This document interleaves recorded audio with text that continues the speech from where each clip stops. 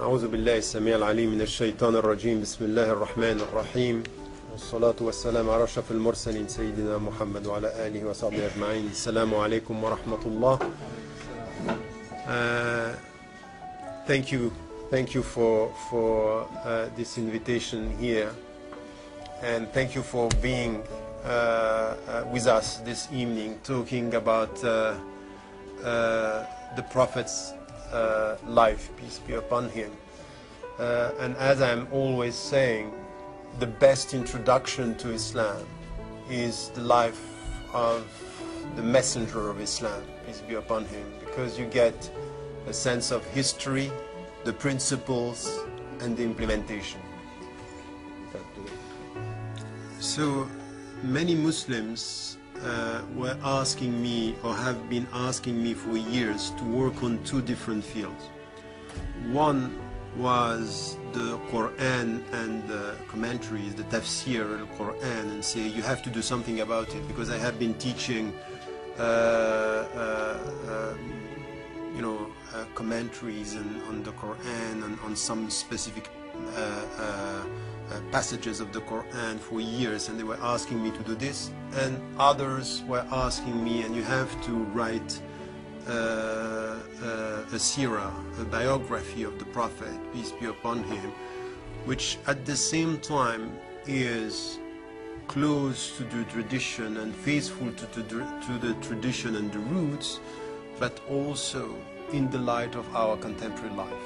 And I did the first orally, and I decided to write the second because it was something that I wanted to do for a long time. We know that there are specific periods of time before the revelation, between the revelation and al-Hijrah, which is the exile from Mecca to Medina, and then after they settled down in Medina. So we know these periods of time, and many of you, we know dates, what happened, the starting point 570, and then 610, and then 632. All this is good, but we are not asked to know dates. We are asked to love. There is no way for us to be close to God if we don't learn how to love the messenger. And you love the messenger not through dates, but through life. Not through life only, through details. You know that sometimes you remember something coming from your father, something coming from your mother, a way they looked at you, the way they listened to you, the way they were patient with you, the way they were angry with you. Details, when they are in your heart, are showing how much you love people. Start with something which is quite important. We know that for 40 years, the Prophet, ﷺ, peace be upon him, was living in a situation where he had no revelation, but he was respected by people. And we know that his character, his ethics, his behavior was from the highest level. That إِنَّكَ عَلَى خُلُقٍ عَظِيمٍ. So it means that from the beginning, it's not only coming from the revelation. He was chosen before the revelation to be the one who is going to get the revelation. He was al-Mukhtar, the chosen one, al-Mustafa, the purified one. So this is something which is important, that before he got the revelation, we have to study what happened, what were the elements helping us understand why he was going to be the one we have to follow.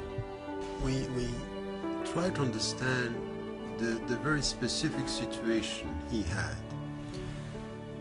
He was from a very noble tribe. Banu Hashim was a noble tribe. And the people were respected coming from this tribe. And at the same time, he was orphaned by his father, fatherless.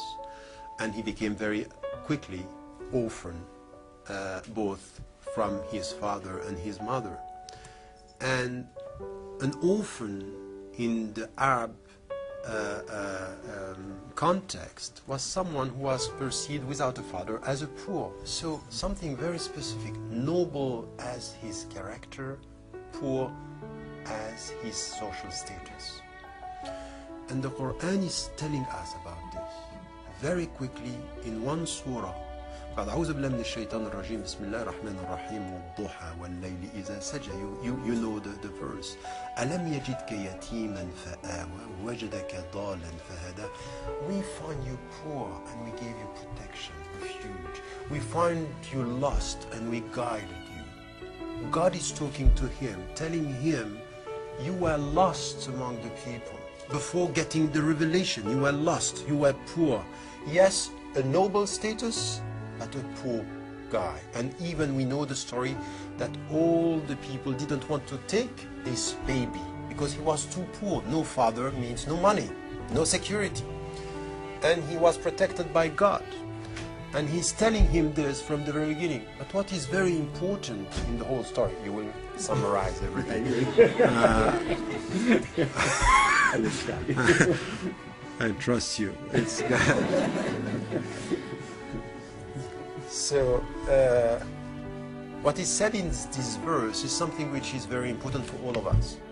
He said, we find you poor, we find you an orphan, we gave you refuge, protection and everything. And then at the end of the surah, there is something which is added. فَأَمَّا الْيَتِيمَ فَلَا تَقْهَرْ. Because you were in this situation, now never forget the orphan and the poor. In fact, your own experience as the messenger, you were poor, to the poor you have to come back. You were orphan, the orphan you shouldn't forget.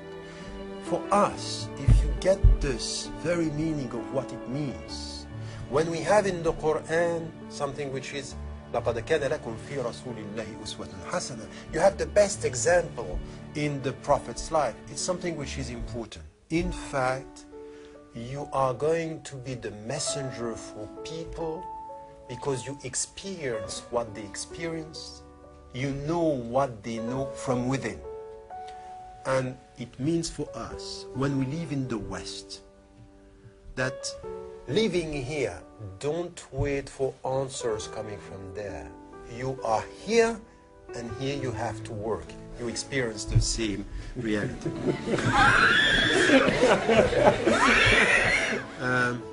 What does it mean? It means that the revelation coming and giving meaning to a life does not take the place, it does not come without the life. You have to use your life in order to understand the very meaning of revelation. Your past is a school, and the revelation is using your past as your school. You were poor, the revelation is giving meaning to this poverty for you to help. And when you are living in the West, when you are living in Muslim majority countries, never forget your past, because your past is a school. Use your past and add the revelation. Don't try with the revelation to remove your past, but use the revelation to give meaning to your life. You are coming from somewhere, you should not be or have this sense of guilt because you are coming from somewhere. If you are coming from somewhere and you have to take this route to come here, this was God's plan for you. Say thank you and study the past in order to build the future. So it means that you have to value your knowledge of your society. Who is going to change or to give something to this country? Who is going to contribute to the Polish culture? Who is going to contribute for the people who are coming from Malaysia, for the Malaysian culture? Are we going to do that? No. Ulama al-Waqa, the people who are knowledgeable about the context, and the people who are coming from that context. So the Polish people should be involved in the Polish culture. You have to be creative, you have to be involved.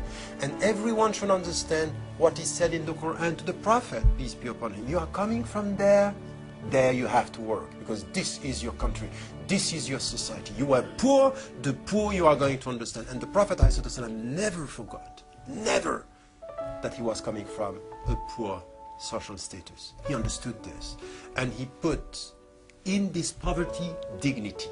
And you get it in the Quran, وَلَقَدْ كَرَّمْنَا بَنِي آدَمَ.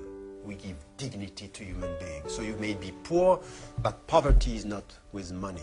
Poverty is with your heart. A poor heart, with whatever money you have, you are poor.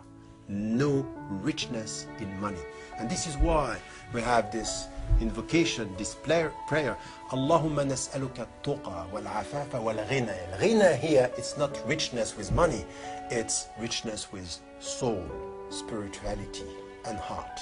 So the true richness is coming from there. So you were poor, but you are rich. Know where richness is. This is the very meaning of spirituality.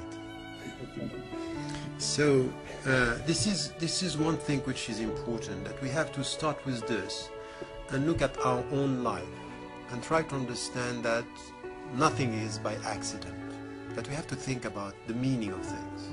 So being with God means nothing is happening by accident. We might not know the meaning, but it's our limit, not the reality of nonsense. Nonsense is just our ignorance. Nothing happens in our life not having a meaning. Look at this other story before he was the messenger, peace be upon him. Once, he was a human being.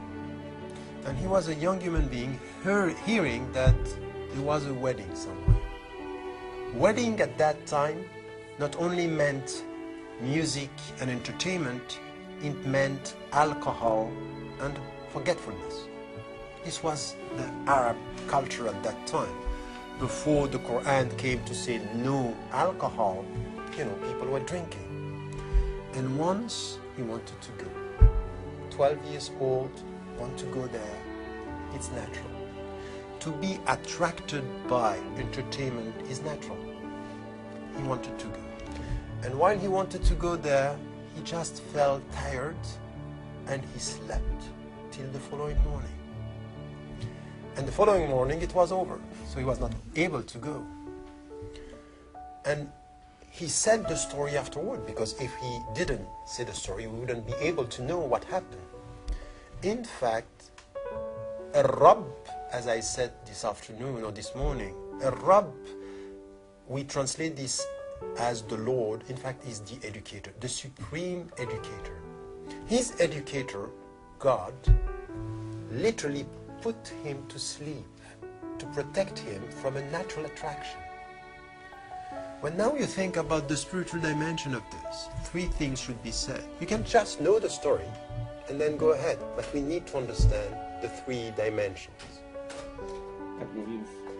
Is that it's natural to be attracted by life. Zuyyina linnas. God is saying this is natural. You are attracted. And you should not deny this. You are not in a state of denial. Face your nature. But face your nature doesn't mean say yes to everything which is coming from nature, because you are violent by nature, or you can be greedy by nature. Not everything which is natural is good. Nature is nature. Spirituality is to master nature. You have to look at the reality of your nature. So the Prophet, peace be upon him, was attracted, and this was natural. What was the second teaching, which is very important? When you see your kid, when you are teenagers here, or you are at the university, or you are young and not so young, every one of us here in this room, don't foolish yourself. Don't try to lie. If there is a movie, or if there is on internet, or if there is things outside that are showing you things that you know with your mind that is haram, you don't need a mufti to say haram. You know it's haram, you know it's forbidden, you are still attracted. The question is, how do you solve it? Do you go for it, looking if no one is watching you? Do you master yourself? The point is this, that the Prophet himself, peace be upon him, he was 12, was attracted. And what Allah, God did with him is to put him to sleep. and this is the point. To acknowledge this attraction, but to try to find a way of diversion. How do you get away? How do you find a way to solve this attraction? This is what Islam should be. Not to deny, but to master. So the point here is, when we see the Prophet, peace be upon him, who was a human being, who was attracted when he was young, and God protected him through a diversion. We need to think about this in the way we educate ourselves and we educate our kids. Don't expose yourself. Try to find places where you are protected. For myself, I was born and raised in Switzerland. Two things protected me. The first thing was reading, is to read books, to be protected by reading. And the second was sports, something which is good for your body, good for your mind, and protecting you. Find ways of protecting you. Don't expose yourself and then you say, I'm weak. Yes, expose you are weak, but you have to ask yourself, who put you in this situation? It might be that you are the first responsible to expose yourself and then to try to justify what you did by, I'm weak. Yes, we are all weak, but there are ways of protecting ourselves, and this is coming from the prophetic example.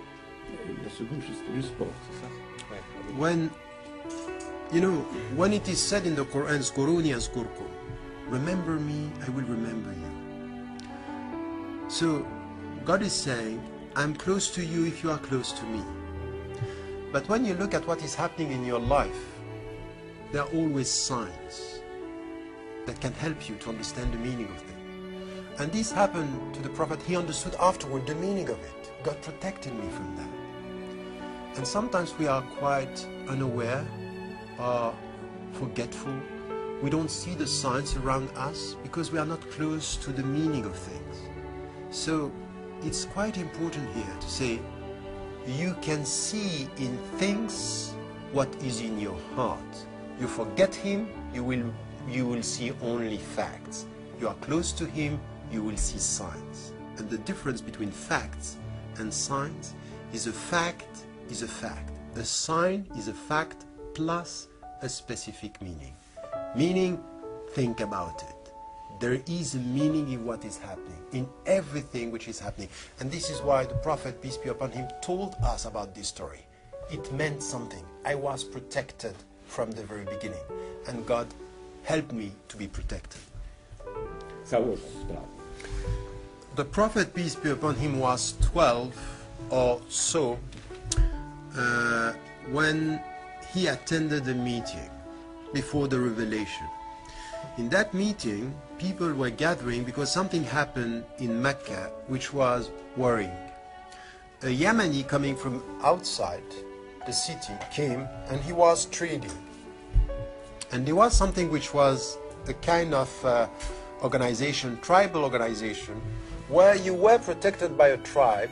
It was, you were able to deal with people, but you were protected. He was not protected, and he felt that he was unjustly treated.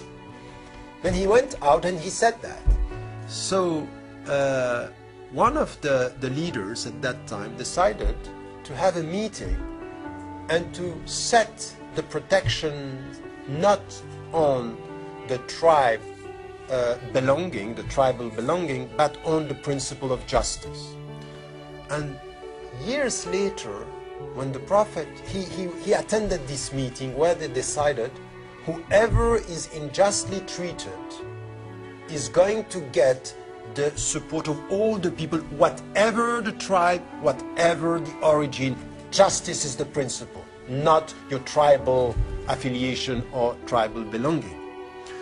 And the Prophet, peace be upon him, after the revelation said, I attended this meeting known as Hilf al-Fudul, which is the contract of the dignified people, saying, if now with Islam I had to come back to this contract, to this meeting, I will come back to it and I will be happy to do so. And this is a very deep understanding for us. And this is the teaching. In fact, justice is not only when it comes from Muslims. It's not because it's Islamic that it's a just peace. Justice is justice. And if a Muslim sees justice everywhere, he is with it, or she is with it. It's not, you are a Muslim, I am just with you and unjust with others. He said the principle of justice that was accepted before revelation is mine, because my revelation is telling me that justice is justice for me and for all. Meaning for us today that sometimes you need to get it right. Some of your brothers and sisters in Islam are unjust, you have to stand up. Some of the people, your brothers and sisters in humanity who are not Muslims but just, you are on their side. Because you don't choose justice depending on religion. You choose justice depending on principle. So you need to look to principles, not only to fellow Muslims.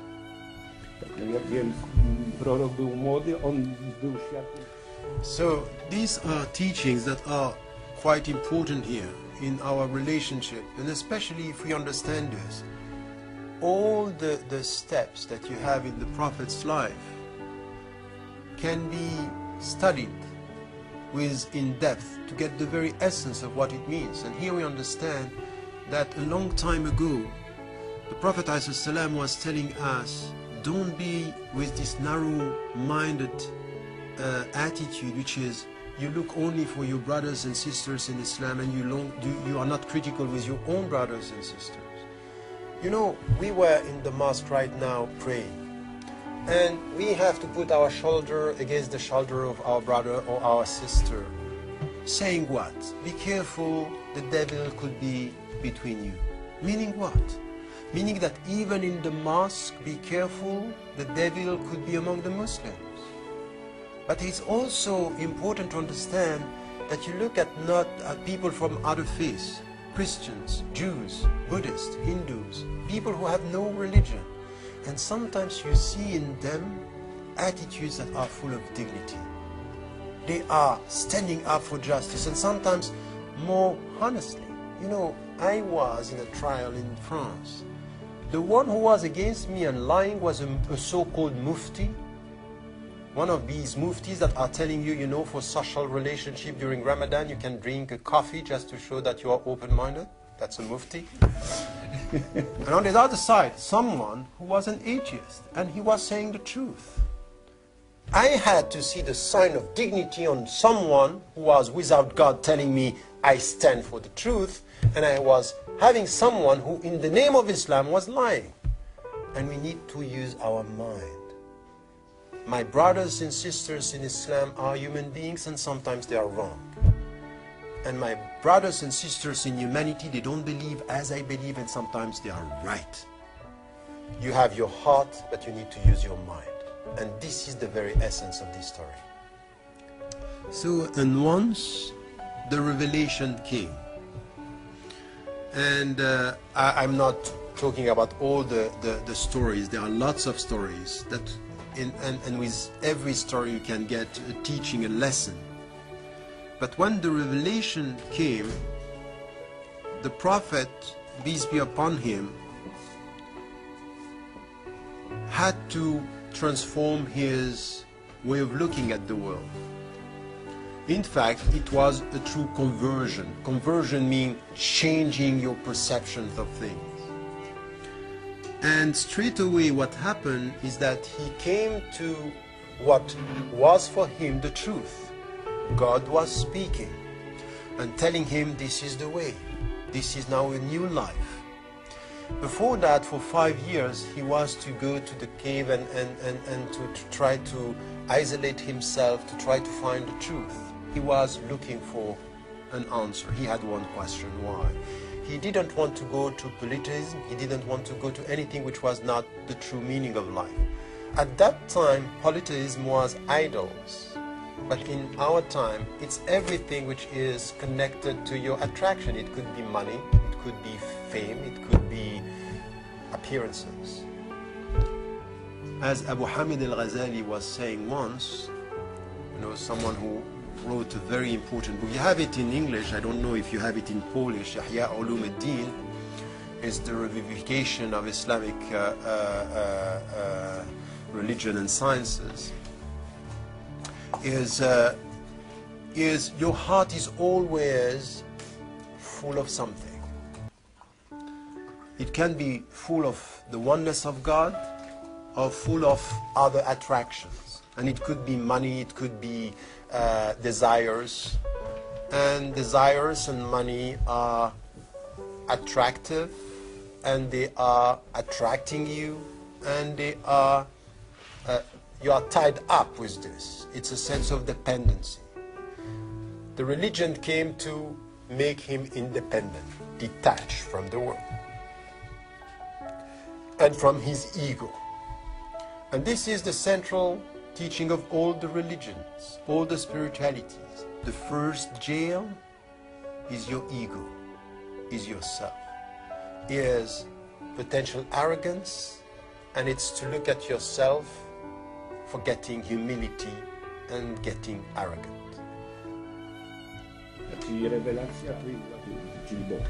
So this was the first step of the revelation, and still something which is very important. What was the substance of this revelation? One God, one book, one way. And the way was full of respect the people, serve the poor, respect nature, avoid power.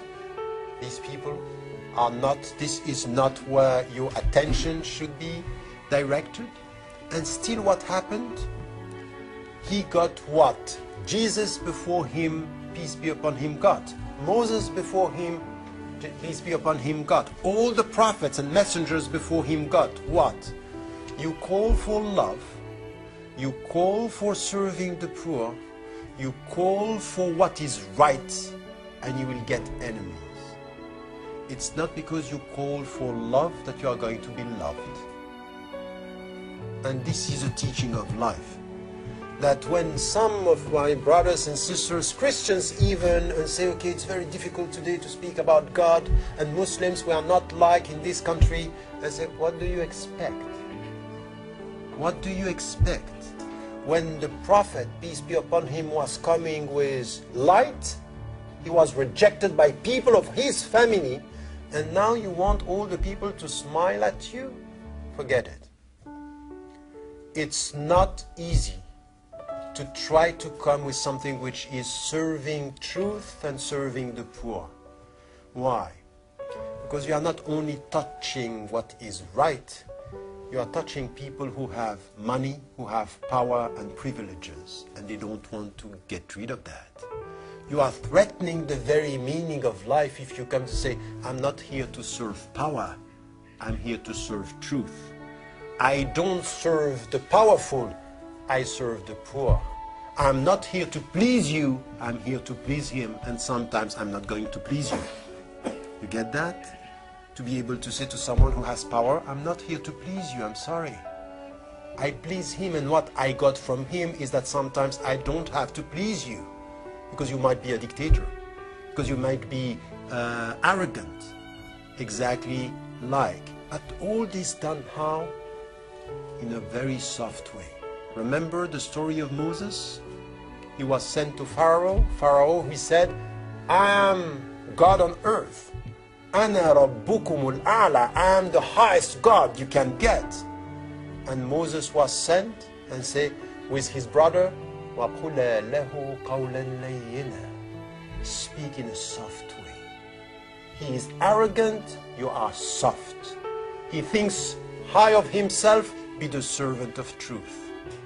And what was said from the very beginning, and I will end here, is in the verse that was revealed very early, the fourth revelation, in Surah Al-Muzammil.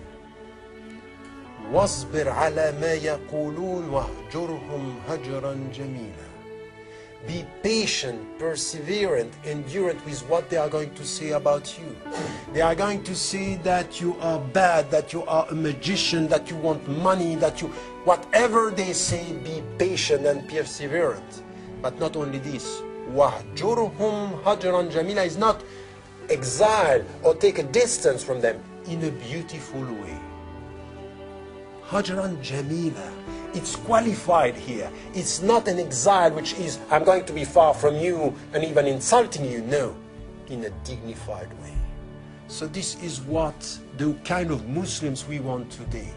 Some people here in Poland or in Europe, and sometimes they do this with me. You know, I still have people telling me after I was born and raised and 44 years in Switzerland, telling me, when are you going to be a Swiss? I say, I'm sorry, I'm already a Swiss. The problem is not in my Swissness, it's in your mind. Your mind has a problem. But the way I just answer now is not the way we have to answer. You need to do it with dignity.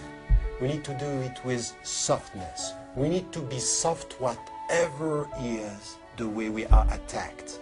This is the Prophet's life. This is the way he was, and this is coming from the Quran. وَهْجُرْهُمْ هَجْرًا جَمِيلًا. Beautiful exile. Show them your dignity when they are attacking you. And this is the way the people want to understand. Why are you acting like this? You should be for the people the way the Prophet, peace be upon him, was for the people. He was a question. Very strange the way he was behaving. And the people are saying, why is he like this? Because he has a secret. And the secret was his faith. And his faith was the meaning of his life. So we have to think about this when we are keeping our faith alive, whatever is the situation. I'm sorry. So the last story, and I will end and give you the floor, is, I'm sorry, it's just a jump in history. When the messenger, peace be upon him, after years of persecution and battles and all this, he was to come back after a dream. He wanted to come back to Mecca. And then on his way to Mecca, he was stopped, and he decided with the people from Mecca, after he went to exile in Medina, he spent years there, coming back 8 years later to try to perform the pilgrimage, and he was stopped. And he decided, they went for an agreement between Ahl Quraysh, the people of Mecca, and the people of Medina who were coming, and his Sulh al-Hudaybiyah, which is known, it's a pact between the two. And it was very strange the way the Prophet, peace be upon him, acted and behaved. Because the people from Mecca, they were not in a position of power, but still they came with 4 conditions. The first condition, you are not going to go for the pilgrimage this year, next year. The second is, if someone is coming from Mecca to Medina, so is leaving us to go to you, you have to send him back or send her back. But if someone is leaving you to come to us, we can keep him. Say, okay, I agree with this. And then the truth was, it was a truth for 10 years, and the most important thing is that the way they were writing the contract, they didn't agree. They started by saying, Bismillahir Rahmanir Rahim. This was the way the Muslims were starting everything in the name of God, the compassionate, the most compassionate. And they said, I'm sorry, we are sorry. And the one who was, Sufyan, who was facing the Prophet, peace be upon him, said, no, we know Bismillah, we don't know Ar-Rahman Ar-Rahim. It's not coming from us, it's coming from your tradition, so you remove this. And Ali, Karramallahu Wajha, who was writing everything, he wanted to keep it. He said, I can't remove this. He said, remove it. And the Prophet, peace be upon him, asked him to remove it, accepting the fact that they didn't want it. And then the messenger of God, Muhammad, Rasulullah, so it's the messenger of God. They say, the messenger of God, you are Muhammad ibn Abdullah. You are coming from a family. If we thought that you were the Prophet, we would not act against you. So you remove this. Ali said, I can't do that. I said, show me where it is. And he did it himself when he was shown where. Look at this. He accepted all the conditions. And even later, his one of the closest companions, Umar ibn al-Khattab radiallahu anhu, was just upset. How we have the truth, they are wrong, and you accept all this. And look at something which is important. The Prophet, I talked about the dimension of his heart. You come with love, you are not going to be loved, the people are going to attack. Remain soft, remain open, react in the best way. And here it's not a question of heart, here is a question of mind. And here we have what we can call intellectual empathy. The Prophet, peace be upon him, was putting himself in the shoes of the people. They were right. How can I have a contract on an equal footing by putting Bismillahir Rahmanir Rahim when you are not acknowledging the same truth that I? So you don't want it? Okay, that's fine. I'm not missing too much, but I accept your position. So he was logic in the way he was listening to them. Second thing, they were right. If we were to think that you were the messenger, we wouldn't fight you. So we are fighting you because we don't want it. We don't believe in it. So how could you have an agreement with us? Say, right, I accept this. So he had a double intellectual empathy. With what they were saying, he said that, yeah, they're right. There is some logic. Listen to this. You might think that you are right with your faith, but you cannot deny the logic of the people who are talking to you. They can say and these things you don't believe, and you have to acknowledge this. He acknowledged that and said, you are right, I accept that. But at the same time, he understood that Ali karramallahu wajha was too emotional to accept it. So he said, I'm going to do it myself. Look at this. This is the way you educate people. You look at their intelligence and their intellect, you respond to this. But at the same time, when you deal with your own people, you have to deal with their emotions. You cannot deny this. So you cannot do it, I'm going to do it myself. This is the way he was educating him. Don't do it, I do it myself. Show me. It's here, I'm doing it myself. Look at that. At the same time, playing on two different fields. With them, I understand. With you, I understand. But I don't understand the same. You are reacting with your emotion, you are talking to me with your mind, and I accept both. Get that? And the third dimension is, when you think about if someone is leaving Mecca, you have to send him back, and if someone is leaving Medina, we can keep him.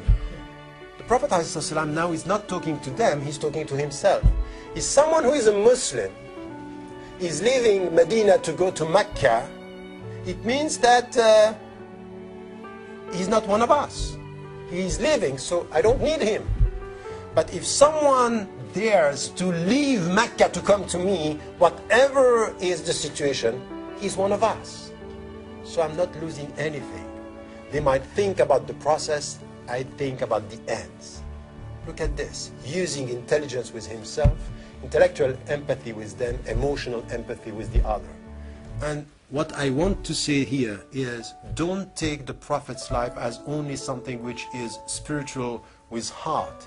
It's deeply intellectual with understanding. And this is why we have to study.